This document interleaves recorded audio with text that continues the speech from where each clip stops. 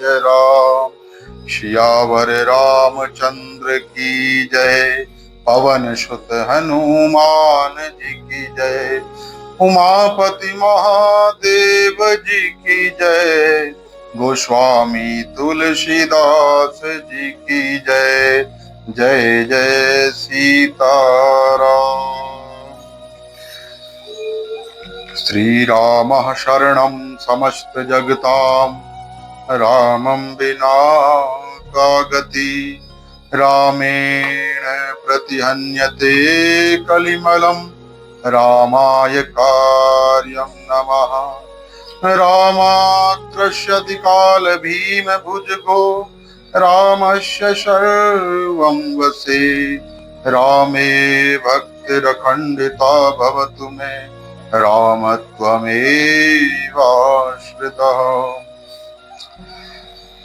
कल हम सभी ने रामचरितमानस की बाल कांड के 49वें दोहे तक की चर्चा की कि अति विचित्र रघुपति चरित जानहि परम सुजान। जे मति मंद विमोह वश हृदय धरहि कछु आन। भगवान का चरित्र बड़ा ही विचित्र है। इसे परम सुजान ही जानते हैं। जो मतिमंद हैं वो विमोह बस मन में कुछ और बात समझते हैं। उनको लगता है ये सब झूठ है, ऐसा कुछ हुआ ही नहीं होगा, या जो हुआ भी होगा तो थोड़ा और बताया जा रहा है ज्यादा कर। पर वो मतिमंदों के लिए है जो भगवान के भक्त हैं, जिनकी रघुनाथ जी में आस्था है, श्रद्धा है, विश्वास है, जिनको भगवान के चरणों में प्रेम है, जो ये मानते हैं कि भगवान सगुण साकार रूप लेकर अवतार लिए अयोध्या में आए, तो वो ये भी जानेंगे कि ये भगवान ने लीलाएं की, भगवान की चरित्र है, इसीलिए भगवान की लीला हम सुन रहे हैं और ये सत्य है। जो नहीं मानते हैं उनके लिए कोई बात नहीं, भगवान तब भी उन पे कृपा करेंगे। जो मानते हैं उन पे भी भगवान कृपा करेंगे।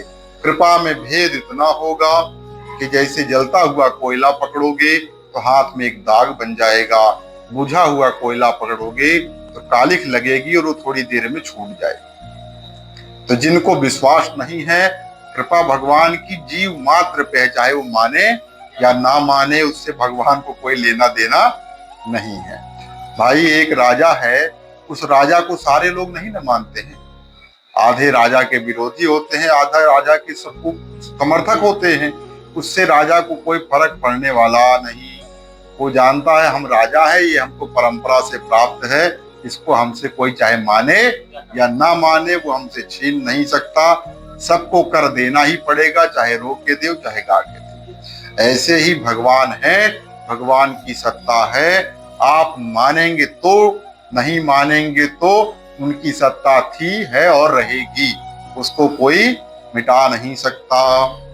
तो इसीलिए गोस्वामी जी कह रहे हैं कि जो मतिमंद हैं वो विमोह वश अपने हृदय में कुछ भी, उनके हृदय में कुछ भी आ सकता है, उसकी कोई सीमा नहीं कि क्या आ सकता है। तो इसके आगे कह रहे हैं गोस्वामी जी कि शंभु समय ते ही राम ही देखा। उपजा ही हथियर शुभिषेखा। भरी लोचन छब सिंधु निहारी। कुसुमौ जानी न कीन्ह चिन्हारी। शिव जी ने उस समय राम जी को देखा तो उनके मन में अति विशेष हर्ष हुआ। छवि के समुद्र को शिव जी ने नेत्र भर के, आंख भर के जब तक मन हुआ तब तक देखा, किसी को पता भी नहीं चला। पर ये अवसर ठीक नहीं है, ऐसा समझकर जान पहचान, मतलब जाके निकट में कि हम महादेव, वो तो जान जाते हैं राम जी की ये महादेव हैं, और ये भी जान जाते कि ये दशरथ के पुत्र राजकुमार जो हैं राम हैं, पर वहां जाना उचित नहीं था, इसीलिए महादेव जी गए नहीं। और बिना गए ऊपर जाते जाते उन्होंने उनको वहीं से प्रणाम किया। तो विचार करते थे दर्शन के लिए, पर बात बैठी नहीं, समझ पड़ी नहीं। एकाएक दर्शन हो गया। देखा कि विरह विकल सीता को खोज रहे हैं, तब तक जानकी जी का हरण हो चुका था। प्रेमास्पद को दुखी देखकर दुखी होना चाहिए, सो ना हुआ। परम सुजान हैं, जानते हैं कि राम सहज हैं, आनंद के निधान हैं, और ये भगवान के लिए न ये लीला केवल कर रहे हैं, इनको ना तो विरह, न संयोग और न वियोग, किसी का न दुख होता है न हर्ष होती है। तो बात बन गई, दर्शन हो गया, इसीलिए हर्ष और अद्भुत भाव प्रदर्शन देखकर अति विशेष हर्ष हुआ महादेव जी को। बड़े प्रसन्न हुए कि ऐसे भगवान जिनको ना संयोग ना वियोग का दुख और सुख नहीं होता, वो आज ऐसी लीला कर रहे हैं। तो भगवान की लीला को देख के प्रसन्न हो गए। जैसे एक कलाकार है, जब कोई वो चरित्र करता है तो उस चरित्र में वो किसी की भी भूमिका निभाता है, किसी एक किरदार की, तो लेकिन वो वैसा नहीं होता है, उसका अपना एक स्वरूप है, अपना एक गुण है, अपना एक चरित्र है। पर जब वो किसी का किरदार निभाता है तब वो उसके किरदार निभाने में वो लूला बन जाता है, बदमाश बन जाता है, गुंडा बन जाता है, चोर बन जाता है। पर हकीकत में वो व्यक्ति अपनी निजी जिंदगी में ऐसा उसके अंदर कोई भी कुछ नहीं है। तो ऐसे ही भगवान जो है, जो परम सत्ता है, जो भगवान राम है, उनको न संयोग है, न वियोग, न दुख, न सुख, लेकिन ये लीला कर रहे हैं हम मनुष्यों के लिए कि सब उनको मनुष्य ही माने। रावण को ये न पता चले कि ये ईश्वर अवतार लेकर आए हैं, हमारा वध कर देंगे।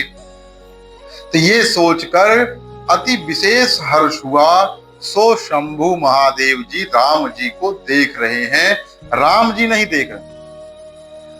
राम जी तो अपनी लीला में पूरा एकाग्र चित्त से लगे, उसमें जरा भी विघ्न नहीं। अभी वहीं से देख ले कि महादेव जा रहे हैं, कोई देख लिया और बात खुल गई। तो पूरी राम जी जब तक थे तब तक लगभग 9 लोग ही जानते थे। जब भगवान धराधाम पे थे सशरीर, तो 9 या 10 लोग ही जानते थे कि ये भगवान है, नहीं तो कोई जानता नहीं था। सब क्या जानते थे? प्रजा जानती थी कि ऐसा राजकुमार नहीं देखा हमने।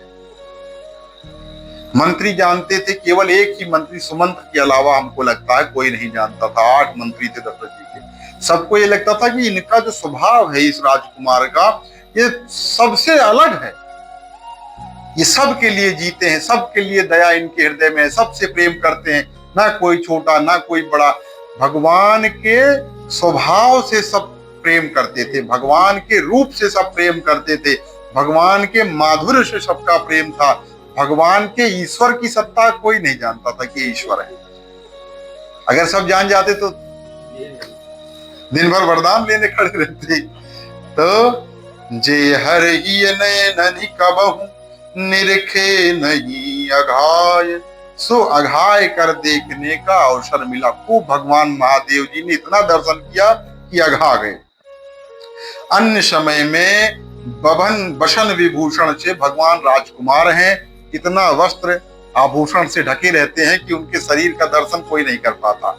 लेकिन अभी वनवास में आए हैं, वलकल वस्त्र पहने हैं, तो बहुत सामान्य सा वस्त्र पहने हैं, तो सब उनके पूरा भगवान ने नख से लेके सिर तक दर्शन किया महादेव जी ने उनका।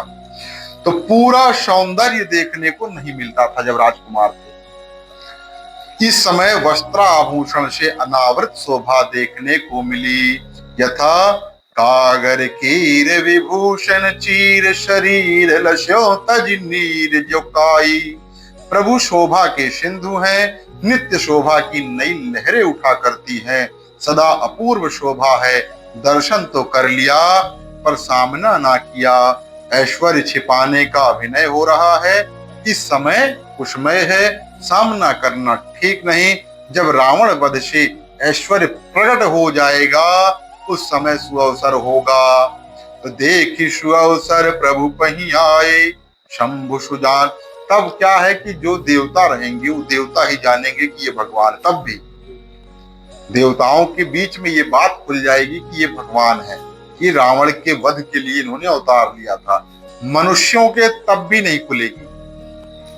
इसके आगे कहते हैं कि जय सच्चिदानंद जग पावन, अस कहीं चले मनोज न सावन। चले जात शिव सती समेता, पुनि पुनि पुलकत कृपा निकेता। जगत के पवित्र करने वाले सच्चिदानंद की जय हो, जय हो, जय हो। ऐसा कहकर कामदेव को मारने वाले कृपा निधान शिव जी चले। कामदेव को मारने वाले, अंडरलाइन करने वाली बात है कि बार बार आनंद से पुलकित होते हुए सती के साथ चले जाते थे। सच्चिदानंद से कहा कि ब्रह्म है, जग पावन से कहा कि अवतार लेकर आए हैं, कि चरित चरित पवित्र किए संसारा। जय शब्द से अपनी प्रणति सूचित की कि जय मतलब प्रणाम कर रहे हैं, वहीं से उन्होंने मानसिक प्रणाम किया। मनोज नशावन शिव जी हैं, यथा तुमरे जान काम अब जारा, अब लगी शंभु रहे सबिकारा, हमरे जान सदा शिव जोगी, अज अनवद्य अकाम अभोगी। इसका प्रणाम विरही के लिए नहीं हो सकता, ये विरही भगवान को प्रणाम नहीं कही, सच्चिदानंद परम ब्रह्म परमात्मा को प्रणाम कर रहे हैं, क्योंकि महादेव जी को भी काम नहीं सता सकता। कामदेव को ही भस्म कर दिया जिन्होंने, उनको काम सताएगा? तो यही सती के संशय का बीज है। सती को जो संशय हुआ उसका बीज यही है। चले कहने से पता चलता है कि दर्शन के समय ठहर गए थे, भाई रुके होंगे, तभी ना गोस्वामी जी कह रहे चले दर्शन करने के बाद जय सच्चिदानंद जग पावन, अस कहीं चले मनोज न सावन। चले का मतलब चाहे एक क्षण रुके हों, एक घड़ी रुके हों, एक पल रुके हों या एक घंटा रुके हों, इसका नहीं, पर रुके थे ये निश्चित है। कृपा निकेत है तो दक्ष कुमारी का मन नहीं लगा, इसीलिए भवन चले थे। यहाँ भी थोड़ा ही ठहरे, पर स्वामी के स्मरण से बार बार सात्विक भाव हो रहा है। त्रैलोक सुंदरी सती साथ रहती हुई भी विस्मृत हो जा रही, बार बार उनको ही भूल जा रहे हैं सती को। सती सुदशा शंभु कह देखी, पुरे उपजा संदेह विषेखी, शंकर जगत बंद्य जगदीशा, सुर नर मुनि सब नावत शीशा। सती ने महादेव जी की वह दशा देखी, उनके मन में विशेष संदेह हुआ कि सारा जगत शिव जी को प्रणाम करता है, इनकी वंदना करता है, मेरे महादेव सारे जगत के स्वामी हैं, इनको देवता मनुष्य मुनि सब सिर नवाते हैं, पर ये किसको सिर नवा रहे हैं? ये एक साधारण से। तो सती ने ऐसी दशा शंभु की देखी नहीं थी पहले। प्रकट रूप से शिव जी के संदेह का प्रकाश ना किया, पर हृदय में विशेष संदेह उपज गया। शिव जी के आनंद विशेष से सती जी को संदेह विशेष हो गया। जगत के वंद्य ने किसकी वंदना की? जगदीश ने किसको ईश्वर मान लिया? जिसको सुर नर मुनि सब ईश नवाते हैं, शीश नवाते हैं, उसने किसे सिर नवाया, किसको प्रणाम किया? ये मन में उनकी एक शंका पैदा हो गई। तो या तो वो शंकर से भी बड़े होंगे या कोई बड़े महात्मा होंगे, पर हैं कौन ये जानने की। तो तिन्ह नृप सुत ही कीन्ह पर नामा, कही सच्चिदानंद पर धामा, भय मगन छविता सुबिलो की, अजहु प्रीति उर रहती न रोकी। अगर उन्होंने राजपुत्र को सच्चिदानंद परधाम कहकर प्रणाम किया, उसकी छवि को ऐसे देखकर मग्न हुए, अब तक हृदय में प्रीति रोकने से भी नहीं रुक रही है। सती है, जिसकी छवि देखकर शिव जी मग्न है, उसकी छवि को किसी गिनती में नहीं ला रही, वो कुछ नहीं जानती उनको, न उसकी महत्ता को गिन रही है। संशय को और स्पष्ट करते हुए कहती हैं कि केवल शीश ही नहीं नवाया महादेव ने, कहा कि जय सच्चिदानंद जग पावन, हे सच्चिदानंद, हे परब्रह्म परमात्मा परधाम, ये ऐसा शब्द कहा। तो जग पावन और परधाम एक ही बात होती है। जो परधाम है वही जग को पवित्र कर सकता है। इसी भांति मनुष्य की ब्रह्म लक्षण से स्तुति की। अब अपरोक्ष में वंदना और स्तुति की, और उनके परोक्ष में ध्यान कर कह रहे हैं। प्रेम का प्रवाह उमड़ रहा है, उसे रोकने से बार बार सात्विक भाव हो रहा है। ब्रह्म जो व्यापक बिरज यज, अकल अनी है अभेद, सो की देह धरि हो नर, जाहि न जानत वेद। अब जो ब्रह्म शब में व्याप्त, अजन्मा, माया रहित, कलाहीन, इच्छा और भेद से रहित है, जिसे वेद भी नहीं जानते या वेद भी जिसके बारे में नहीं कह सकते, क्या वो देह धारण करके मनुष्य बन गया या मनुष्य होके आया है? ये सती के मन में चल रहा है संशय। ब्रह्म व्यापक माया रहित, जो ब्रह्म है वो व्यापक माया रहित, अज अकल अनीह अभेद और अज्ञेय है, उसको कोई जानता नहीं। वह यदि शरीरधारी हो तो परिच्छिन्न मायावश, जन्म मरणशील, कलायुक्त, सचेष्ट, भेद भिन्न और ज्ञेय हो जाएगा, सबके जानने योग्य हो जाएगा, अर्थात ब्रह्म रह ही नहीं जाएगा। अब वो कैसा ब्रह्म भाई? अगर हम ब्रह्म हैं तो हमको कोई नहीं जानेगा, अगर हम मनुष्य हो गए तो हमको सब जानने लगे ना। तो अगर वो मनुष्य होके आए हैं तो उनको मनुष्य सब जानेंगे, और अगर ब्रह्म है तो कोई जानेगा नहीं, क्योंकि वेद भी उसकी महिमा नहीं कह पाए। तो इसीलिए सती के मन में हो रहा है ना, तो विष्णु जो सुरहित नर तनुधारी, सौ सर्वज्ञ यथा त्रिपुरारी, खोजय सो की अज्ञ नारी, ज्ञान धाम श्रीपति यशुरारी। अगर विष्णु ने देवताओं के लिए मनुष्य का शरीर धारण किया कि देवताओं पे कोई संकट आ गया है, उनकी रक्षा के लिए मनुष्य का शरीर धारण किया है, तो वे भी शिव जी के ही समान हैं, इनसे बड़े नहीं हैं। जितने हमारे महादेव सर्वज्ञ हैं उतने ही विष्णु भी सर्वज्ञ हैं, उनसे बड़े नहीं। भाई ब्रह्मा विष्णु महेश तीनों एक कोटि के हैं, तीनों की विधा अलग अलग है, कार्य करने की शैली अलग है, तीनों का जो विभाग है वो बटा हुआ है। ब्रह्मा जी सबकी उत्पत्ति करते हैं, महादेव सबका संहार करते हैं, विष्णु सबका भरण पोषण करते हैं। तीनों की एक गणना है भाई। एक कंपनी है, कोई एक कंपनी है, उसका मालिक एक होता है, पर उसमें मैनेजर, सुपरवाइजर या और लोग ढेर सारे होते हैं, अनगिनत होते हैं। तो ऐसे ही ये ब्रह्मांड है, इस ब्रह्मांड के एक मालिक हैं सच्चिदानंद परम ब्रह्म परमात्मा, जिनको सत्य, चित और आनंद कहा जाता है, जिसकी कथा हम इस लीला, जिनकी लीला इस कल्प में गा रहे हैं, जिनको रामचरितमानस में गोस्वामी जी ने कहा। गोस्वामी जी पहले कहे आए हैं कि इसमें कई प्रकार की कथाएं हैं।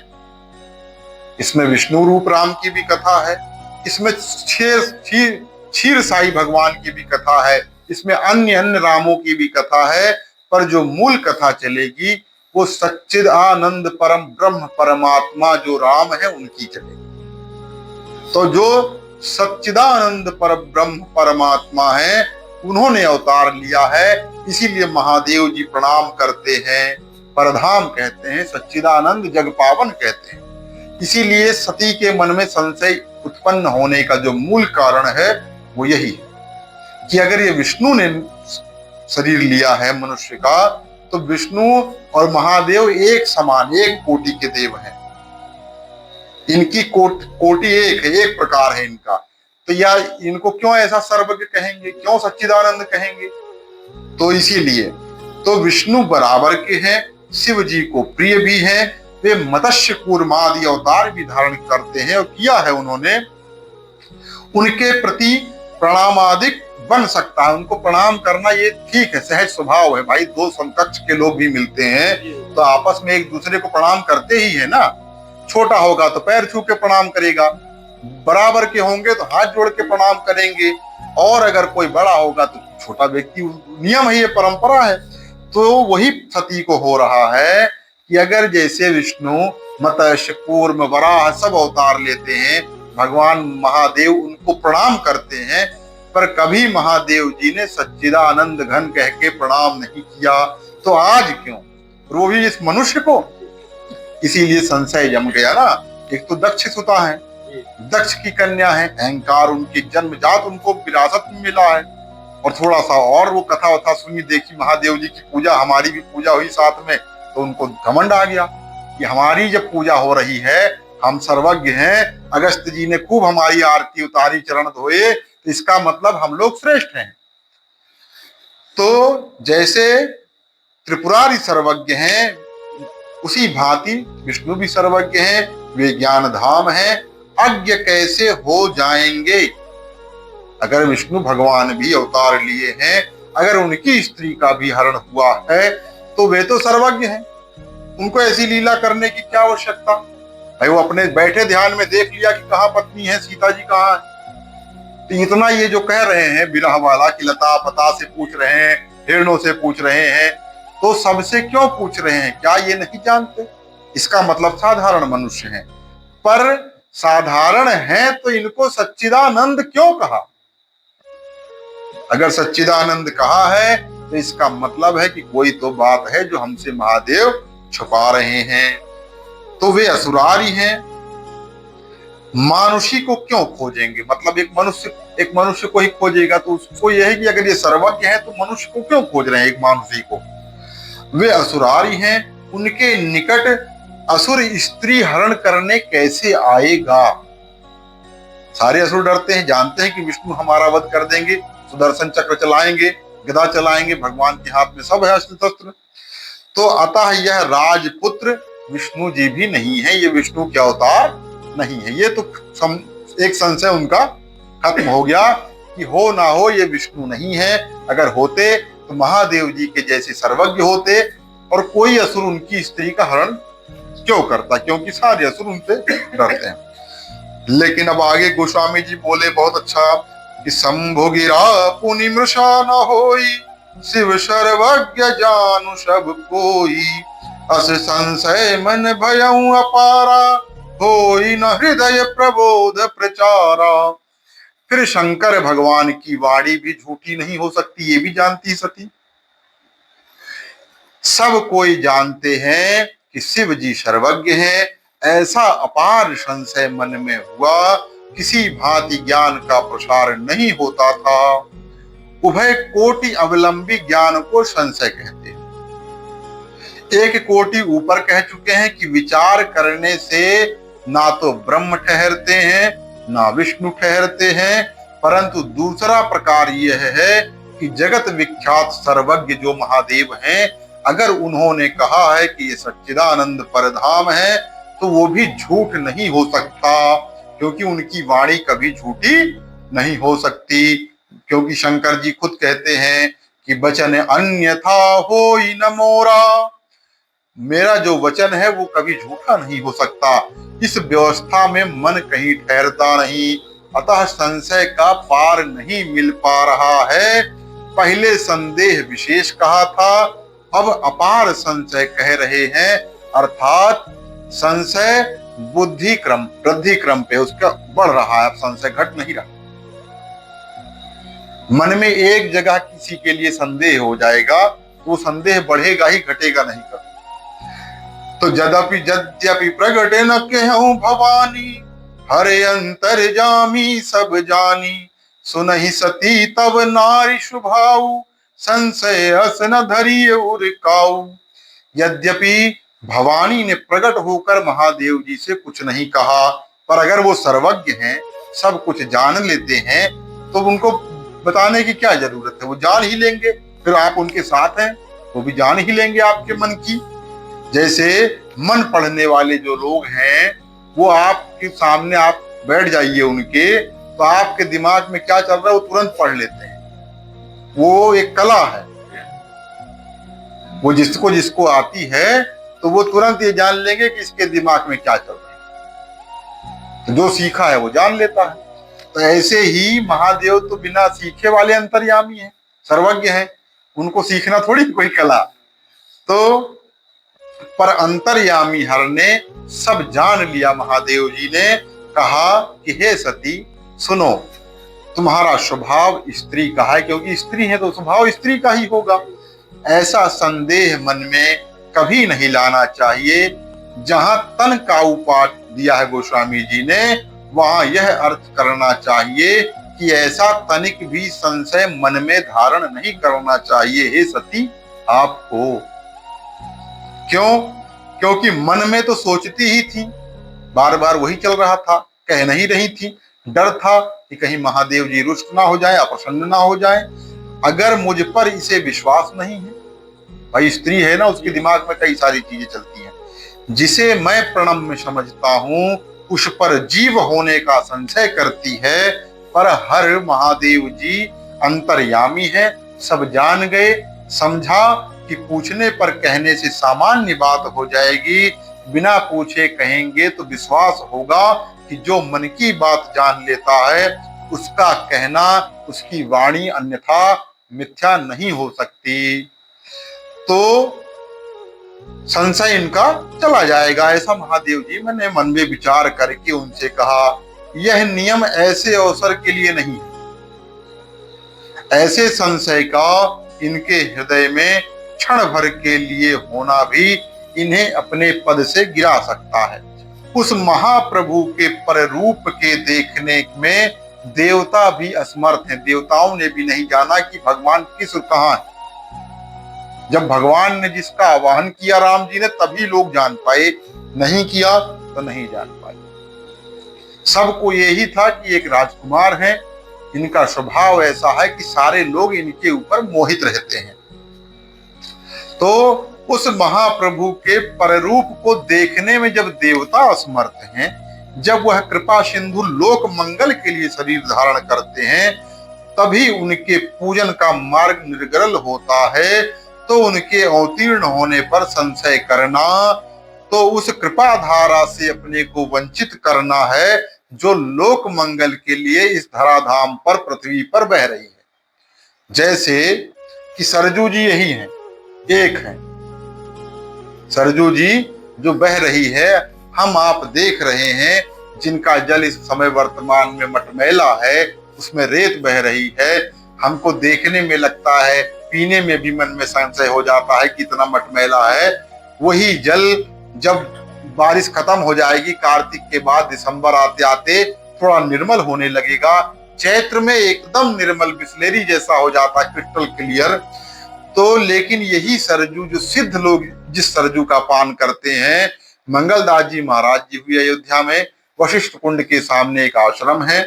तो मंगल भवन के 400 वर्ष लगभग पहले महात्मा हुए मंगलदास जी महाराज, उन्होंने अपने ग्रंथ में लिखा है कि जो अयोध्या में सिद्ध महात्मा निवास करते हैं, जो शरीर से परे हैं, तो वो रात्रि में 2 बजे सरजू जी के में नए घाट के पीछे सरजू जी में दुग्ध की धारा बहती है।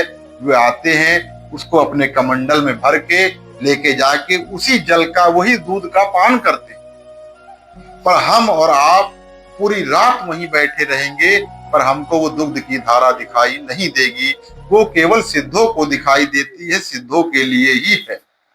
हम साधारण जीवों के लिए वो दुग्ध की धारा नहीं है। भाई सरजू एक है, सिद्ध लोग वहां से दूध की धारा लेते हैं, हम जल लेते हैं। ऐसे ही भगवान वही हैं। कौन उनमें क्या देखता है, कौन क्या नहीं देखता, ये देखने वाले के ऊपर है। जो भगवान लोक मंगल के लिए पृथ्वी पे आए, अगर उनको उनके ऊपर संशय करना जान के भी आप जान गए तब भी, तो इसका मतलब आप उस लोक मंगल रूपी जल में स्नान नहीं कर पा रहे हैं। तो राजकुमार विनय हम करही, ते सुभा को कछ पूछत डरही। विचार होता तो संशय उत्पन्न होते ही तुमको उसके निरसन का यत्न करना चाहिए था। सो मन में छिपाए बैठी हो, संशय जोड़ छोड़ने से छूटता है, उसके बनाए रखने का प्रयत्न नहीं करना चाहिए। तो फिर अब शंकर जी अब उनको समझाने की कोशिश महादेव जी कर रहे हैं कि जाशु कथा कुंभज ऋषि गाई, भगति जाशु मैं मुनि सुनाई। सोई मम इष्ट देव रघुवीरा, सेवत जाहि सदा मुनि धीरा। जिनकी कथा का गान अगस्त्य महर्षि ने किया और जिनकी भक्ति मैंने अगस्त्य महर्षि को सुनाई, वही मेरे रघुवीर, वही रघुवीर भगवान रघुनाथ दशरथ नंदन राजकुमार राम मेरे इष्ट देव हैं, जिनकी सेवा धीर मुनि सदा किया करते हैं। कि शंकर जगत वंद्य जगदीशा, सुर नर मुनि सब नावत शीशा का उत्तर देते हैं। क्या देते हैं कि अभी अभी उनकी कथा साक्षात अगस्त्य जी ने सुनाई। किसको? हमको और आपको। सती को भी तो सुनाई, नहीं सुना ये उनकी गलती है। सुन लिया होता तो ये संशय उनके मन में नहीं होता। तो जिसकी भक्ति हमने मुनि को सुनाई, अगस्त्य जी को, कि राम कथा मुनि बरज बखानी, सुनी महेश परम सुख मानी, ऋषि पूछी हरि भगत सुहाई, तो जा कही शंभु अधिकारी पाई। अतः उनके महात्म से तुम परिचित हो, उनका दर्शन भी आज हो गया। उन्हें स्त्री विरही ना मानो, ये मत जानो कि स्त्री के विरह में वो घूम रहे हैं या बार बार भटक रहे हैं वन में। वे मेरे इष्ट देव हैं, इष्ट देव मम बालक रामा। तो राजा के पुत्र नहीं है, राजा एक निमित्त है दशरथ जी। भाई बिना निमित्त के अगर कोई आ जाएगा, अवतार ले लेगा, तो लोग कैसे मानेंगे ना। साधारण होके विशेष कार्य करे अति विशिष्ट, तब उसकी महत्ता है। विशेष होके विशेष कार्य करे तो कोई महत्ता नहीं। कोई बड़ा आदमी है, वो 1000 रुपया किसी को दान दे दे तो कोई महत्ता नहीं, उसके लिए वो सामान्य सी बात थी। बहुत गरीब आदमी, 100 रुपए कमाने वाला व्यक्ति अगर 1000 रुपए किसी को दान कर दे तो वो विशिष्ट कार्य किया। उसने अपने हृदय पे पत्थर रख के, उसकी अपनी श्रद्धा का अतिरेक करके उसने 1000 रुपए दिया। उस 1000 में उसके पूरे महीने का खर्च चल सकता था। तो मुनि धीर जोगी सिद्ध संतत विमल मन जेहि ध्यावई, कही नेति निगम पुराण आगम जासु कीरति गावही।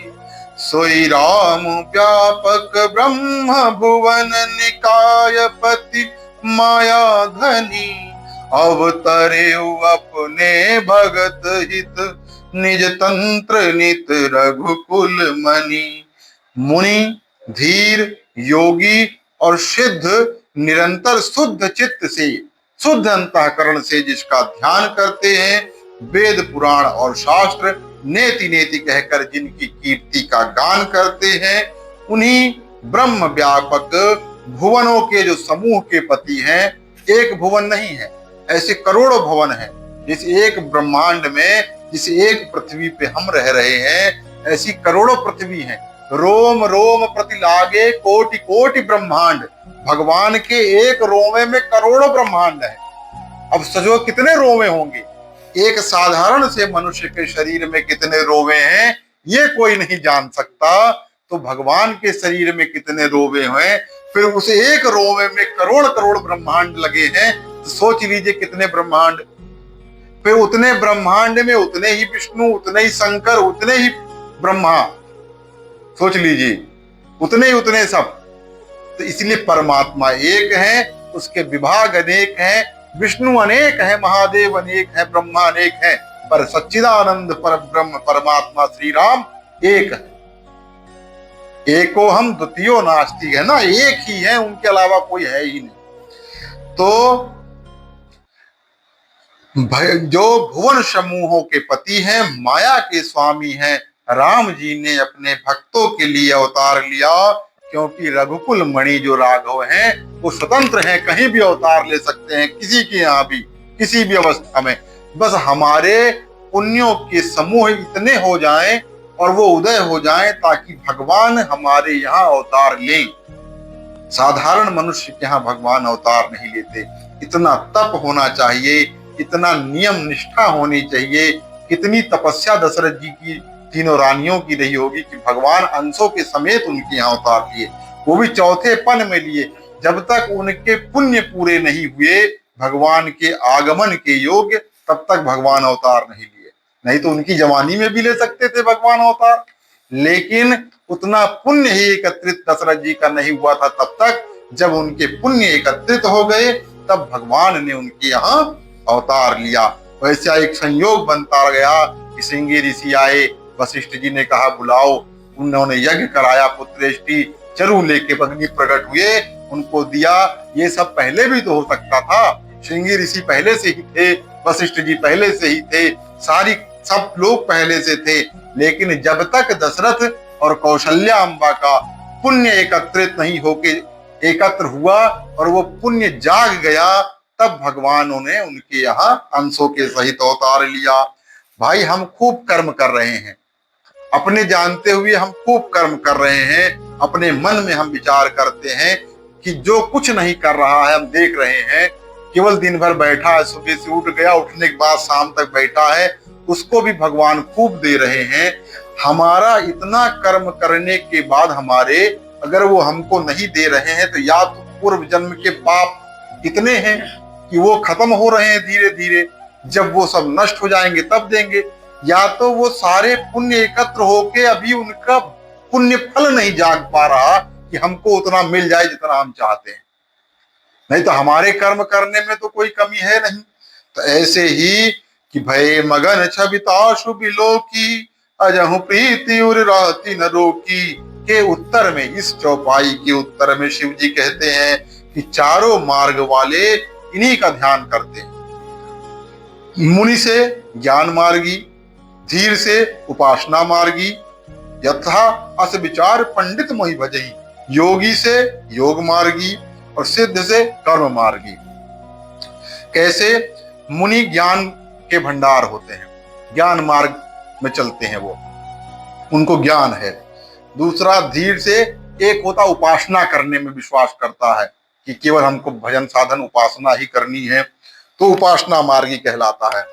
तो तीसरा होता है योगी, जो योग बल में विश्वास करता है, उसको योग मार्गी कहते हैं। नहीं कहे योग बल से उसने अपने आत्मा को निकाला ब्रह्मांड से और उसकी आत्मा पूरे ब्रह्मांड का विचरण कराई, ऊपर वो शरीर उसका यहीं बैठा है, उसको योगी कहा जाता है कि वो यहीं बैठा है। उसने आसन लगाया, प्राणायाम किया, उसके बाद उसने अपनी आत्मा को, उसकी आत्मा विचरण कर रही है पूरे ब्रह्मांड का, अमेरिका लंदन सब घूम आई, पर उसका शरीर यही है, घूम के आई फिर उसके शरीर में चली गई, वो मरा नहीं।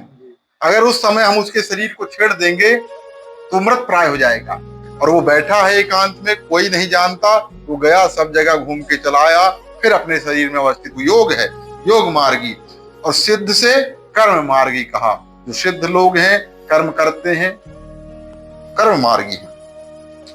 ब्रह्म जो व्यापक के उत्तर में कहते हैं कि सोई राम व्यापक ब्रह्म है, और बिरज अज अकल अनीह अभेद के उत्तर में कहते हैं कि भुवन निकाय पति माया धनी।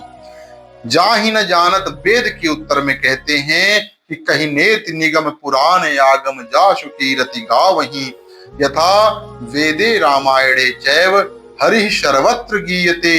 अब सो की देह धरि होई नर के उत्तर में महादेव जी कहते हैं कि अवतरे अपने भगत हित निज तंत्र नित रघुकुल मणि। भगवान क्यों अवतार लेते हैं? भगवान अपने भक्तों के लिए अवतार लेते हैं कि सोई जस गाय विमल, मतलब भगवान के विमल यश का गान करके उनके भक्त तर जाएंगे इस भवरूपी संसार सागर से। इसलिए भगवान अवतार लेते हैं, उनके अवतार लेने का और कोई प्रयोजन नहीं। या भगवान अवतार लेते हैं कि जब जब होई धर्म के हानि, बाढ़हि असुर अधम अभिमानी, तब तब प्रभु धरि विविध शरीरा, हरहि कृपा निधि सज्जन पीरा। तब भगवान अवतार लेते हैं। तो लाग न उरे उपदेश, जदपि कहूं शिव बार बहु, बोले बिहसि महेशु, हरि माया बलु जानि जिय। यद्यपि शिव जी ने अनेक बार कहा तो भी सती के हृदय में उनका उपदेश ना लगा, कोई काम नहीं किया। महेश महादेव जी ने मन में भगवान की माया हो गई, भगवान की माया का बल जानकर हंस कर बोले, क्या बोले कि जो तुम्हारे मन अति संदेहु, तो किन जाई परीक्षा लेहू। तब लगी बैठे हूं बट छाही, जब लगी तुम हो मोहि पाही। यदि आपके मन में हे सती बहुत संदेह है, सो तुम जाकर परीक्षा क्यों नहीं ले लेती? भाई परीक्षा ले लो, अगर वो ब्रह्म होंगे तो तुम्हारी परीक्षा में पास होंगे, नहीं होंगे तो साधारण होंगे तो भी बात अलग है, तुम जान जाओगी। तब तक जब तक तुम परीक्षा लेके आओगी तब तक मैं यही बट वृक्ष की छाया में बैठता हूं, जाओ आप परीक्षा ले आओ। मेरे कहने पर महादेव जी कहते हैं, यदि आपका संदेह नहीं जा रहा है, जब आप ये जानती हैं कि हम सर्वज्ञ हैं, हमारा वचन कभी झूठा नहीं होता, तब भी आप हमारे कहने पर संदेह नहीं अपने नाश कर रही, अपने संदेह को नहीं छोड़ रही हैं, तो अब दूसरा कोई उपाय नहीं बचा। अब एक ही उपाय है कि आप जाइए, उनकी परीक्षा लीजिए, परीक्षा में वो पास होते हैं या फेल, तब तक हम यहाँ बैठे हैं, इंतजार करेंगे आपका।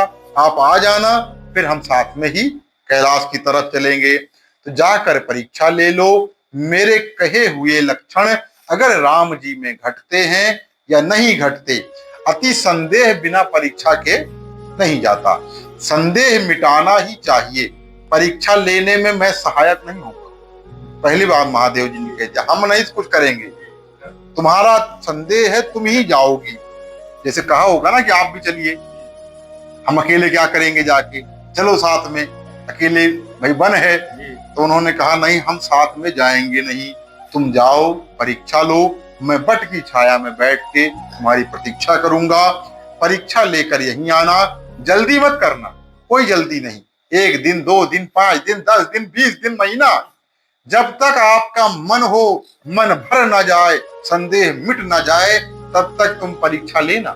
जब तुमको लगे कि हे सती, आपको ये लग जाए कि नहीं ये राम है, जो महादेव ने कहा वही सच्चिदानंद है, तो या पूर्ण रूप से ये विश्वास हो जाए कि मनुष्य ही है, उन्होंने जो कहा वो सर्वथा झूठ था, सब कुछ झूठ था, तो लौट आना, फिर अपन चलेंगे साथ में कैलाश। तुम्हारे लौटने तक मैं यही ठहरा रहूंगा। भाई एक वो आपसी संवाद है पति पत्नी का, वो उनकी प्रेयसी हैं, महादेव की धर्म पत्नी है, तो वो उनका आपस में संवाद है। सब खुल के तो महादेव गोस्वामी जी लिखेंगे नहीं, नहीं तो उसी महादेव के ही चरित्र में पूरी रामायण हो जाएगी, तो राम जी कहां से आएंगे। जैसे भाई सूक्ष्म रूप से उन्होंने कहा, ये हमारा भाव है कि महादेव जी की और पार्वती सती की ये चर्चा हुई होगी, क्योंकि साधारण अगर कोई चर्चा करता है अपनी पत्नी से तो इसी प्रकार से करता होगा कि जाओ तुम लेके आओ, मैं यहाँ बैठा हूँ।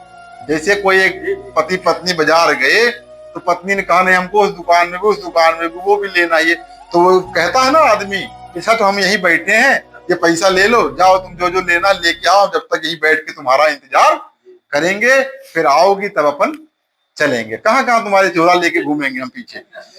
तो जैसे जाई मोह भ्रम भारी, करहु सुजतनु विवेक विचारी, चली सती शिव आय छुपाई, करही विचार करहु का भाई। जिस प्रकार तुम्हारा यह भारी मोह भ्रम दूर हो जाए, वही यत्न करके विवेक से विचार कर करना। पहले कह दिया कैसे करना, विवेक से पहले विचार कर लेना कि ये करने लायक है, भाई किस क्रिया से मैं उनको किस प्रकार से परीक्षा लूंगी। शिव जी की आज्ञा पाकर सती चली और मन में सोचने लगी कि भाई क्या करूं अब मैं, किस प्रकार से इनकी परीक्षा लूं। तो तुम्हें मोह अंधकार हो गया, महादेव कहते हैं, मोह रूपी अंधकार हो गया है, भारी भ्रम भी हो गया है, उसे मिटाने के लिए परीक्षा करना। परंतु मोहाविष्ट होने से परीक्षा लेने में अविवेक ना हो जाए, इसका विशेष ध्यान रखना। बड़े की परीक्षा लेनी है, हम अपने से बड़े की परीक्षा लेने जाएं तो बड़ा सोच विचार के, और वैसे भी भगवान परीक्षा लेने के योग्य नहीं, भगवान प्रतीक्षा करने के योग्य है, सबरी की भांति। कब आएंगे, ये प्रतीक्षा करने की चीज है। भगवान परीक्षा लेने वाले थोड़ी हैं। परीक्षा लेना, समीक्षा करना, ये भगवान के लिए नहीं। भगवान की भक्त केवल प्रतीक्षा कर सकता है कि मैं कर्म करूंगा और हे राम जी आपकी प्रतीक्षा करूंगा कि आप कब आएंगे हमारे यहाँ, है ना। तो परीक्षा लेने की इच्छा तो थी सती की, पर सती है, बिना स्वामी की आज्ञा के कैसे ले, सो आज्ञा पाई और तुरंत चल पड़ी। अब विचार करने लगी मार्ग में कि क्या करूं, भाई संबोधन मन के लिए है, इत्तर पल्लव महु रहा लुकाई। जैसे कामदेव महादेव जी के सामने जब आया तो वो आम के वृक्ष के पीछे छिपा था और मन में विचार कर रहा था कि अब क्या करूं, कैसे इनकी तपस्या भंग करूं। और उसने गलत मार्ग अपनाया, बाण मार दिया हृदय में। वहीं हृदय में भगवान बैठे थे। महादेव जी क्रोधित नहीं होते कामदेव पर उसने भगवान के ऊपर तीर चला दिया। महादेव ध्यान में थे, उस ध्यान में राम जी की छवि थी हृदय में, उस छवि पे बाण चला दिया। तो वो कष्ट महादेव जी को इसलिए ज्यादा हुआ, तत्काल उसको नष्ट कर दिए, भस्म कर दिए। तो ऐसे ही अब उनको ये चिंता करनी है दक्ष कन्या को, सती को, कि कैसे हम परीक्षा लें।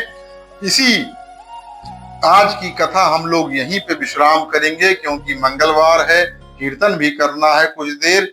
तो आज सती विचार करें कि कैसे परीक्षा लेनी है। रात भर उनका विचार चले, कल दिन भर भी उनका विचार चले। कल शाम को हम लोग देखेंगे कि उन्होंने किस प्रकार राम जी की सच्चिदानंद परब्रह्म परमात्मा की परीक्षा ली, और उसके बाद फिर हम सब आगे बढ़ेंगे। तो आज की कथा का यही विश्राम। श्री राम जय राम, जय जय राम। श्री राम जय राम, जय जय राम। श्री राम जय राम, जय जय राम।